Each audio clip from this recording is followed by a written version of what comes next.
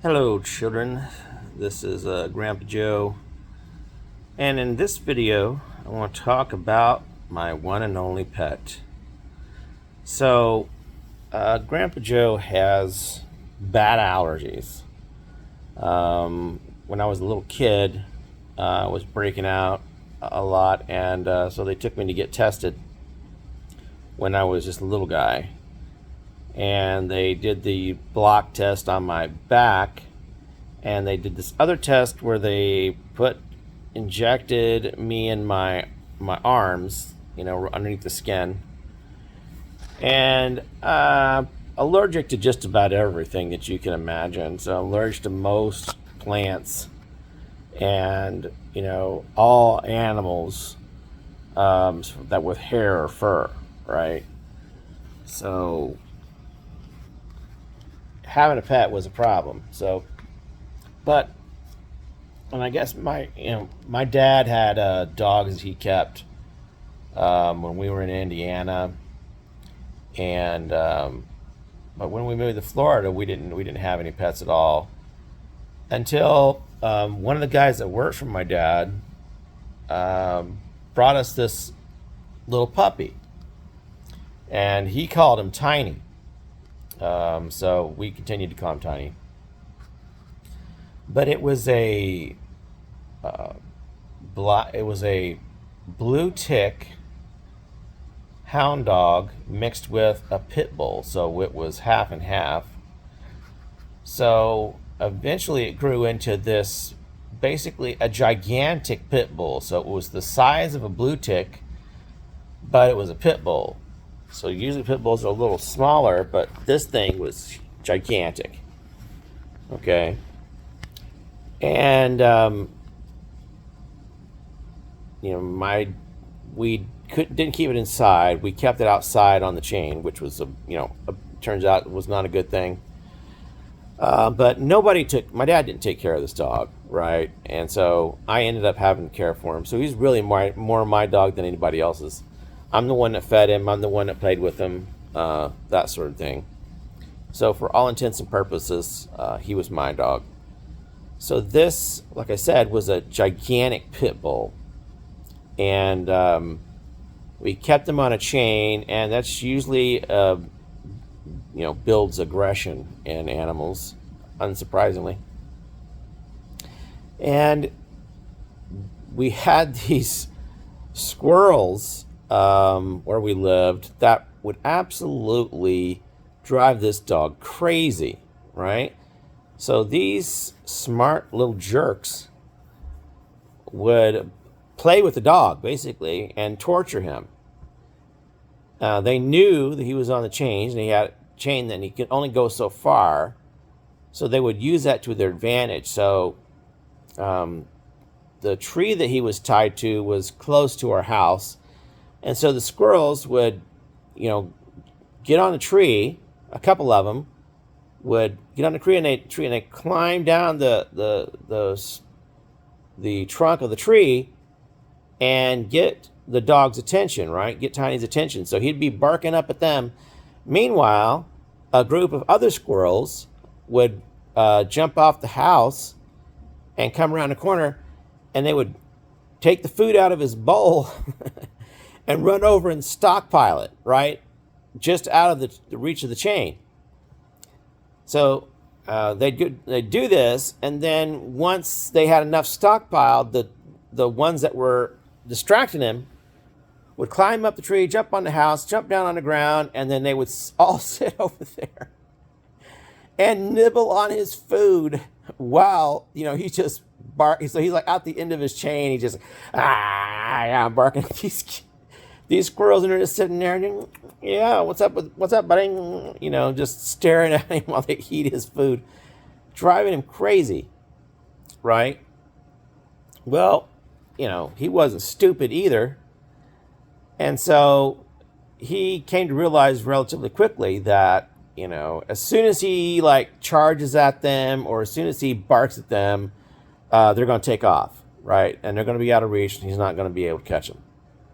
So he learned his own little trick where he would walk out to the end of his chain, right? So that chain would be just like a tightrope. I mean, it'd be just straight out, you know, away from the tree, and he would look away from the tree. You know, he'd look out over the landscape. You know, this was when we lived in his, you know, the yard with the big 2-acre yard. So he'd just, you know, look out over the yard like nothing was going on, and the squirrels would come down the tree, right, trying to get his attention. And he'd just pay no attention to him at all, you know, and they'd be barking at him and stuff, and occasionally he would, like, you know, turn his head back and look at where they were on the tree and then just turn back around, you know, like, well, no big deal. Yeah, there's squirrels back there, whatever. And when they got far enough down the tree that he thought he could catch him, then he would turn around real slow and stalk up to the tree, and then last second dash and jump up the tree to try to grab him. And he got some. Okay, I don't know how many he got, but he got more than, you know, a few of them, because I could see the skeleton's remains, you know, out there. So he did his fair share of killing squirrels, as it turns out. And just, you know, getting more aggressive and mean. And so occasionally he would get off the chain and run around the neighborhood. So we started off, you know, tying up to the tree with these dog chains. And he was so strong that he would just, like, snap his collar off, or he'd snap the chain, right? And so my mom goes and spent all this money and buys this super thick nylon collar, which is basically indestructible, okay? You could tow a truck with this thing.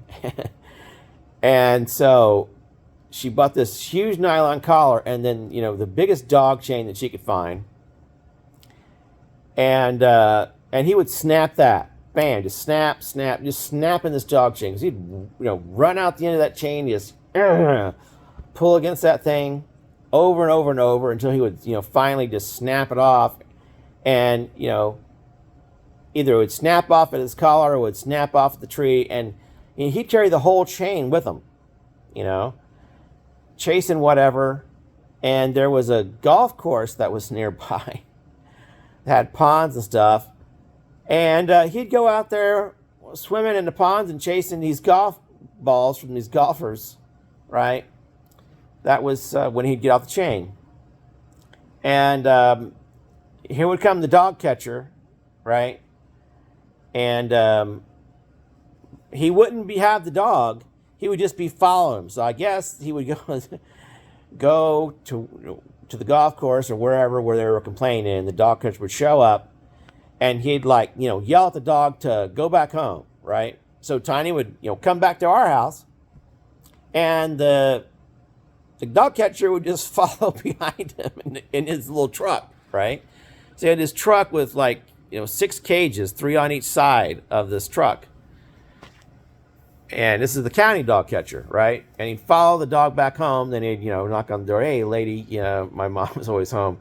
You know, do something about your dog. It got loose and went out to the golf course or whatever, right?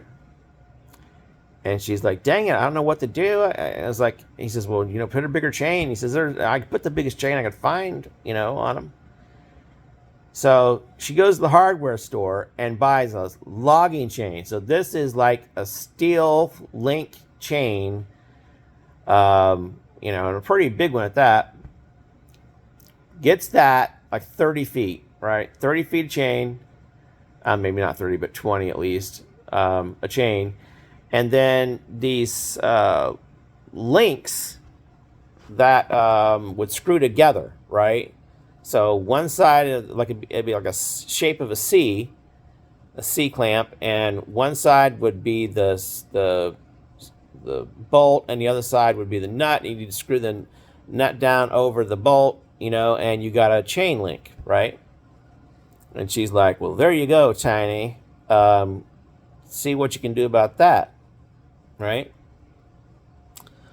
Well, somehow or another, he would roll around, and even though we tightened up that bolt, that nut, he would somehow get that dang thing loose and twist it, down off of the bolt, and then he would just pull that thing out, stretch that link out straight and get off. So now he's dragging around this log chain with him, and still go down to the golf course, go fishing, swimming with this chain on him, right?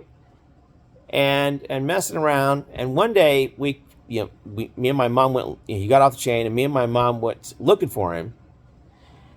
And we're on our way back home, and we see these 3 little kids, and they're holding the dog's chain, and he's pulling them down pulling them down the road, and they're holding on to the chain, and we pull over, and they're like, the little kids are like, "Hey lady, we found your dog. He was in the bushes.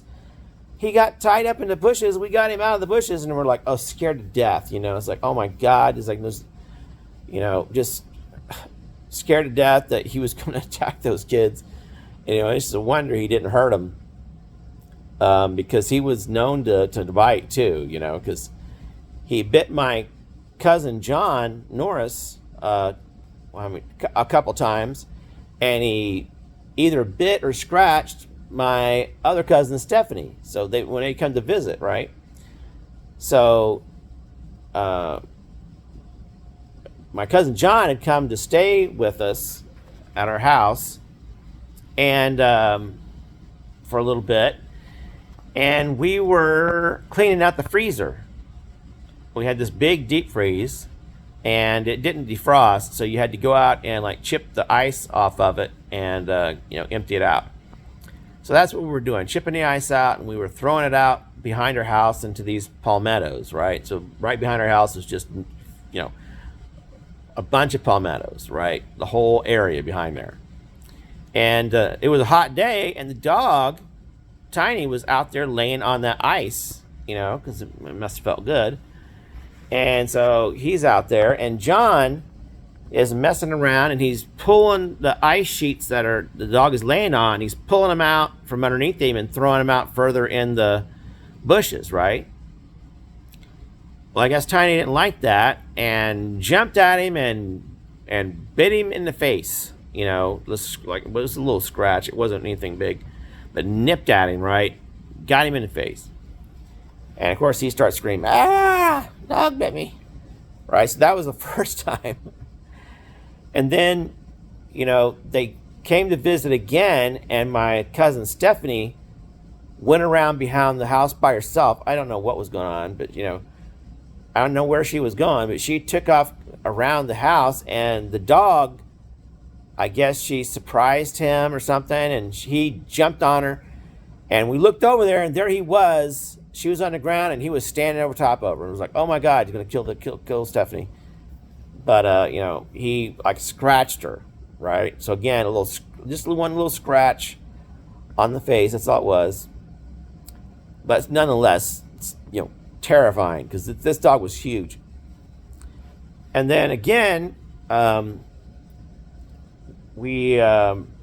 and Stephanie, family came to visit, and I was trying to get John to not be afraid of the dog, right? And so I had the dog off the chain, and I was trying to convince John to come over and pet the dog, And he's like, no, it's going to bite me. It's going to bite me. And I'm like, no, I will hold him down.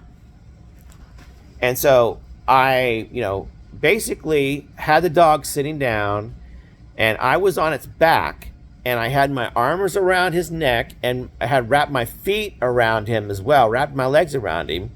So I was basically, piggybacking on the dog, right? And telling John, now see here, I got him held down here. There's no way he's going to be able to, get you, right? So just come over here real slow and then pet him. So John comes over there real slow. And as soon as he touches the dog, the dog jumped off the ground with me holding on to him and bit him right in the face. Again, just a little nip, but still, it's like, oh my God. And John's like, I told you, see, I told you. So that was it. That's done. He's never going to touch the dog again.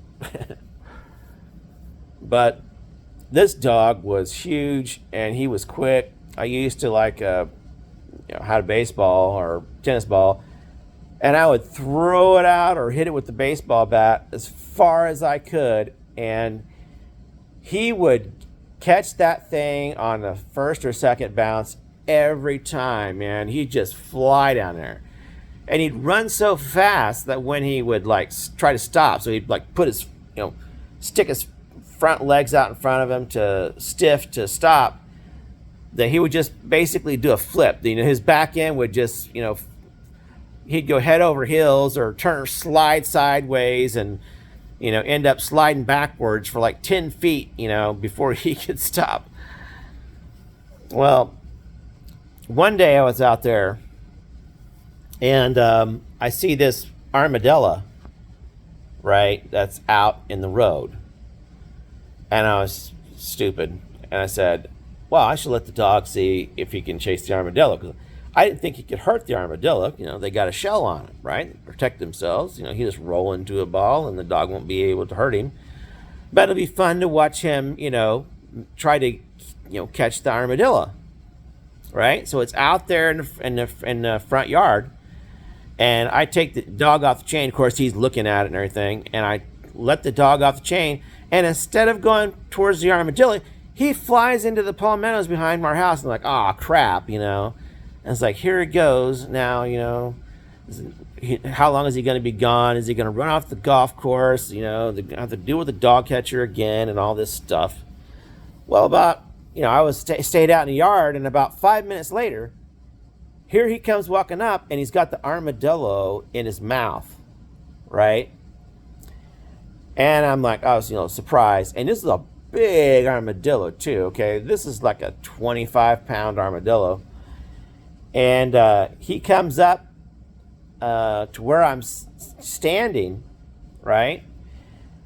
And he walks up, and he sits down, and he's still got the armadillo in his mouth, and I'm telling him, to drop it down, put it down, boy, put it down. And he looks at me, and then he just starts biting into that shell. So I watched him do it, and he just bit down, and you can see more pressure on that shell, and then pop, and his teeth, went through the shell. And as soon as it did, that armadillo started kicking like crazy, trying to run. He's running, in the dog's mouth. And he just kept on biting harder and harder and harder. And then there was another pop, pop. And all of a sudden, the armadillo's legs stopped moving. I was like, oh, my God. He had bitten through the shell and snapped the backbone of this armadillo. And, of course, I felt horrible. And then he just dropped it, and just sitting there smiling at me like, hey, see what I did? See how tough I am? See how hard I can bite? And I was like, oh, my God, this is terrible. But I didn't learn my lesson because later on, like I said, we had this 2-acre yard. So it's longer than a football field, right? Wider than a football field. And there is this cat down at the other end of the yard. And at the end of the yard were a group of 12 pine trees. And these things were, huge yellow pines. And so this cat is out in the middle of all these pine trees, right? And we're all the way on the other end of the yard. So I'm going to let the dog go. I said, see the kitty? See the kitty? Get the kitty. And, I'm just assuming the cat's just going to climb up a tree, no problem, right? And he can go out there and bark at the thing, and I'll go get him, and that'll be that, right? So I let him off the chain, and he takes off like a freaking rocket. I mean, he's running. I've never seen him run so fast. And he's just galloping towards this thing. And the cat doesn't, see him coming right away. And then, eventually he's like halfway there, right? So he's halfway between me and where the cat is. And the cat finally sees him. Just kind of lifts up his paw and gets its eyes wide open like that. It's like, holy crap, there's a dog running this way, you know? And that dog just keep going. And then suddenly, Tiny was getting closer and closer.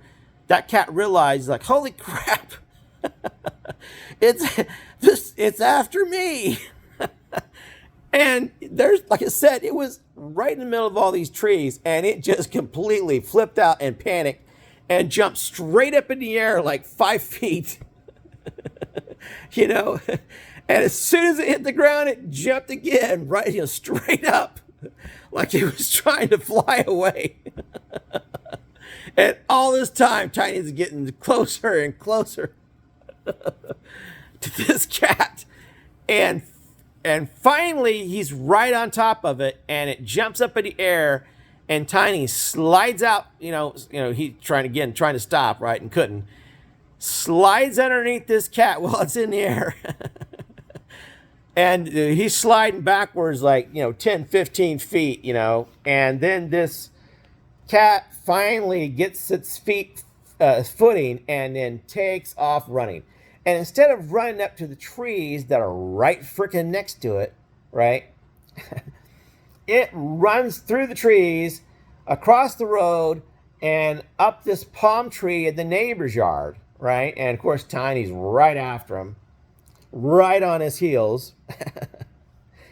And it goes up to the very top of this palm tree. This palm tree is like 20 feet, right? Or more. It was pretty tall. It's probably taller than that, probably like 30 feet. But it was like a coconut tree, I think, is what it was. All the way to the top of this thing. And so I went to the neighbor's yard and got the dog, brought him back, hooked him up. And that cat stayed up in that tree for 3 days crying. And you can hear it at night. I could hear it through my window outside. Like that, like still scared to death and would not come down. The neighbor comes out and he's trying to call this cat down. He's just looking down at him. He's like, and that thing stayed up in that tree crying for 3 days before it finally came down. I don't know if, the neighbor somehow went up there and got it down or what, or if it came down on its own eventually. But for 3 days, that thing stayed up in that tree, just scared to death of this dog, right? So, just a huge dog and mean. And so then we had the lot behind us that had all the palmettos. They were clearing that out and building houses. And so one day the construction guys come over, and we had a hose that was, attached to the house, just, on the same house that the dogs was, the tree where the dog was tied to was at, right? So he couldn't reach the house, but it was like, maybe 3 feet. The end of his chain was like 3 feet from the hose. And these construction guys came over and asked my mom if they could, use the water, right? And she goes, sure, yeah, the hose is around, right around the side of the house. And they're like, well, there's a big dog over there. And she goes, oh, don't worry about it. I said, he can't get to the hose. He can't get to you. And it's like, still, ma'am, if it's all saved you, if you could just like get that hose and like pull it out a little ways to where we can get to it, we don't want to get close to the dog. He's a pretty big dog, and he looks pretty mean, right? So they didn't want nothing to do with him. And then the dog catcher didn't want anything to do with him. Like, remember one time. Oh no, I'll wait on that. That was the end. That was towards later on. So, as I mentioned before, he had this thing with the squirrels where he would like sit out the end of his chain and not move at all, right, and just stare out into nothing. Well, that was his way of, letting things get close. so he could get him. So one day we have some friends coming over, and they have three girls, and one of them's like maybe 7 years old, 7 or 8 years old, and of course they're all petrified of the dog too. And my dad, this idiot, he wants to take the smallest little girl over there and show, you know, warm her up to the dog, right? Introduce her to the dog so that she wouldn't be afraid of it, right? And my mom, who watches this dog all the time, because the kitchen window is right there by where the hose was, so she's looking out at this dog every time she goes to the kitchen to cook or wash the dishes or whatever. She's watching this dog and his antics, right? So she knows how he is. She sees his behavior. And, he's a vengeful kind of animal. Like, for example, in instance with my mom, there's a little tree that was right outside the window of the kitchen. And we had these blue jays that were, they're not blue jays, the scrub jays, I guess, or bush jays. I can't remember exactly what the real name for them is. But we called them scrub blue jays. And they would always beg for food, right? So these kind of birds would fly down and land on your hand or your head or whatever, looking for food, right? So they weren't afraid of people. And they would fly down and land in that little tree outside the window, and they'd peck on the window for my mom to come out and give them some food or whatever. So she'd open the window and throw out some food for them, whatever. And so she liked that little tree, because she could, and not just the scrub jays, but other birds would, they'd see the blue jays, what they were doing. And so they would do the same thing. So all these different birds and stuff would land in that little tree and, beg for food, and mom would feed them. And and then, I don't remember what the circumstances were, but my mom got mad at the dog for something, and I can't remember what it was, but she went out there and did something to the dog and punished him in some way, right? And he didn't appreciate not one bit. And so he, goes out the end of his chain, because that tree is, and he was out there, jumping at that tree, that little bitty, tree, jumping at it and trying to grab hold of it. And he finally grabbed hold of it and ripped that thing out of the ground, right? So apparently he realized that my mom liked that little tree, and so he ripped it out of the ground. And pulled it over to the other side of the yard and threw it down, It was like he wasn't chewing on it or anything. He just tore it down. And I don't know, maybe it was because the squirrels were jumping on it. I don't remember, if it was really because of my mom or not. But she sure thought it was. But anyway, so my mom saw my dad take this little girl and walking towards the dog, and she's like, screaming, no, no. And before she could get outside, and my brother too, my little brother, Jeff, was telling my dad, no, Dad, no, he's going to bite her. He's going to bite her, Dad. And he's like, you shut up. You know what you're talking about. You're scaring her. You shut up. You keep your mouth shut. I know what I'm doing. That dog's going to bite her, with me out there, like I'm in control of everything, right? So the dog wouldn't dare bite her if I'm out there. Like he didn't spend no time with this thing. And so my mom is, trying to run outside. She's, because it's pretty. The kitchen was at the end of the house, so she had to run out the front door and back around the side of the house and trying to, get to Dad and tell him to stop. But he got out there too late, because the dog, like he did with those squirrels, he was, out there at the end of his chain, and he was just sit down and just staring straight ahead at my dad, right? He wasn't moving, not an inch, not blinking, just sitting there perfectly still. Now, when the dog was, excited to see somebody, he would just, his whole body would wag. His whole rear end would just, sway back and forth, and he'd stomp his feet, with excitement, anticipation. He wasn't moving a muscle. And as soon as they got up there close enough, Tiny lunged right at her throat. And, the little girl, moved her arm up like this, to in front of her face. And my dad kind of pushed her a little bit, and he, ended up biting her on the back side of her upper arm.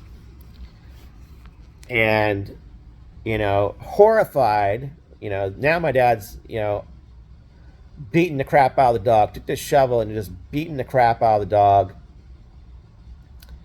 But somebody should have beat him, because he was the real problem of it. And now this girl's parents, they're all upset because their daughter just got bit by this dog, and my dad took her, is the reason that she got bit.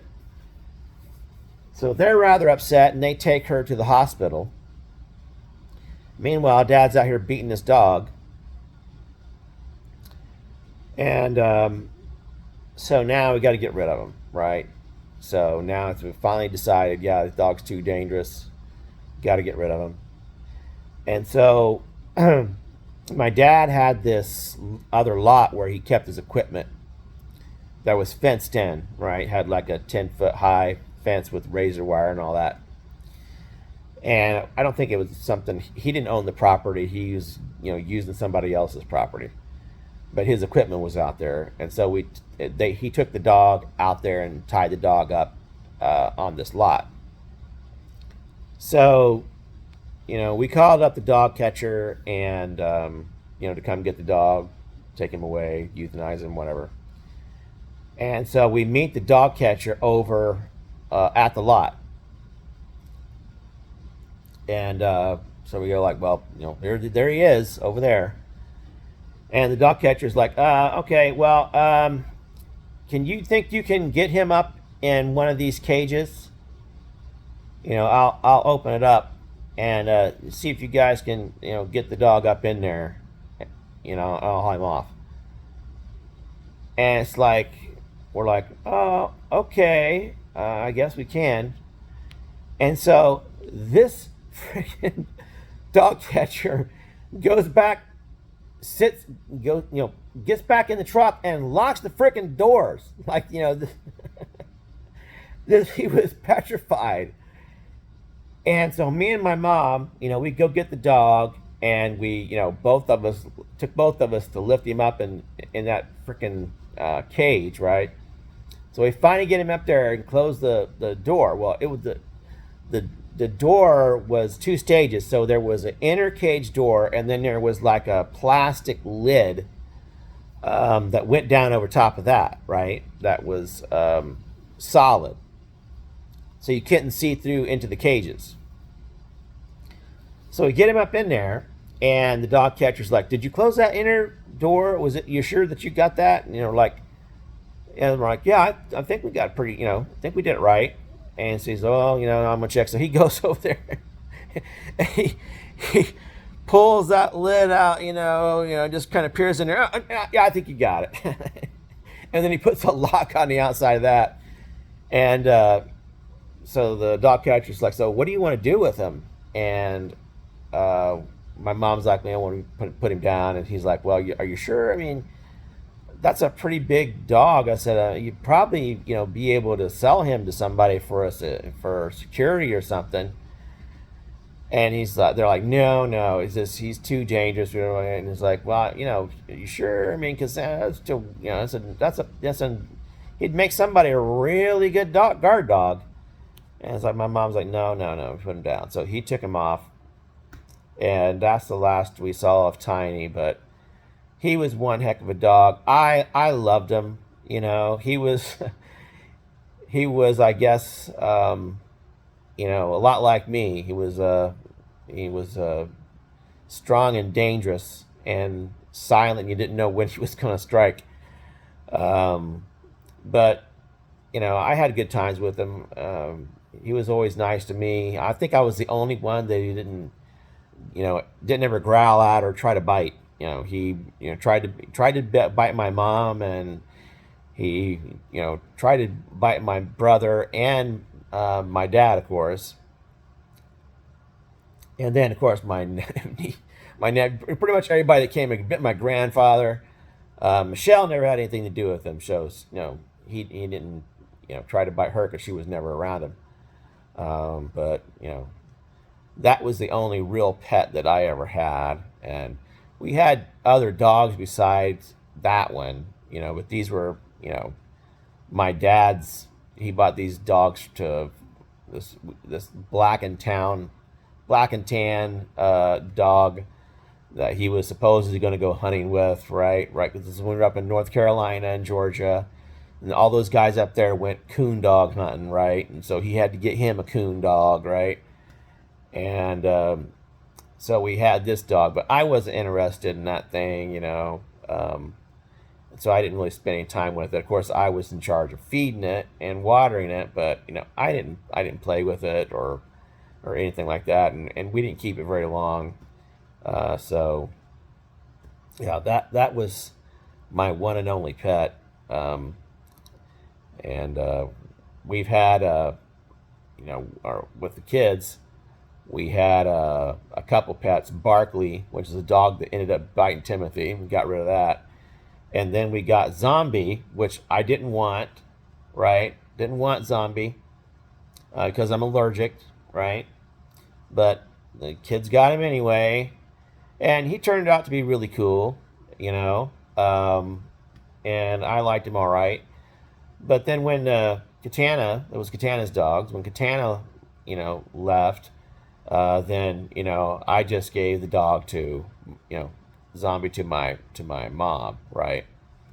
Because, I'm allergic to him. I like playing with him and stuff, but, he would make me sick. So I would, just rather have my mom have him. So Tiny was really my only pet. And because he was outside, the allergies really didn't bother me. He wasn't an inside dog.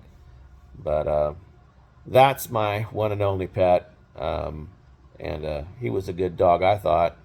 He was just a little too mean. Well, that's it for this video. We'll see you next time.